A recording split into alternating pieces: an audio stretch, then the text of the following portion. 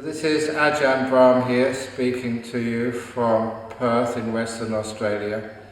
In a few months' time, in October, I will be travelling to London to support a very worthwhile project called the Anukampa Project. I was born in England and I became a Buddhist in London when I was only 16 years of age. And I learned my early Buddhism in that country. And you always have a sense of gratitude to the places where you grew up and to all of the assistance it gave me in my early years as being a Buddhist. And so it is my sense of gratitude and my privilege to travel to UK in October to support this very worthy project.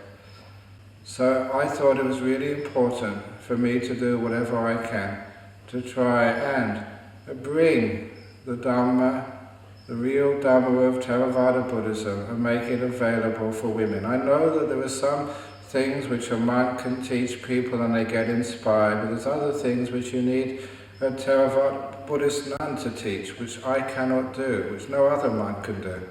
So I'm very supportive of Bhikkhuni Chandra Visuddhi giving so much work and so much effort to try and start something for Theravada Buddhist women in UK, and especially to give this equity of the full ordination to bhikkhunis, to women, so that they can walk with their heads held high, and the Theravada Buddhist women, the lay women in England, can realise that their religion, which they love and cherish and practice, is a religion which is not rooted in past dogmas. And I say rooted in past dogmas because the original teaching of the Buddha was so undogmatic, and if you are going to be traditional, really traditional from the time of the Buddha, then the way to go is to give that equity, that parity to all genders, to all people of all races, all ages. The time for gender inequality, for racism, that is way, way over.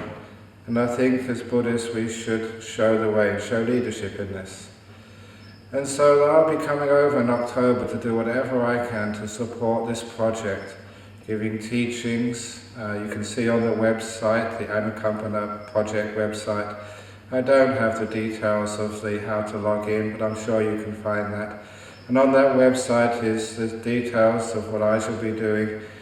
But it's just for one reason and one reason only that I'm coming to London and to a few other places in October. And that is to support this project. And sometimes we can complain, we can criticize, but one of the sayings which has guided my life is to rather light a candle than complain about darkness. An old Chinese proverb which I saw when I was a student.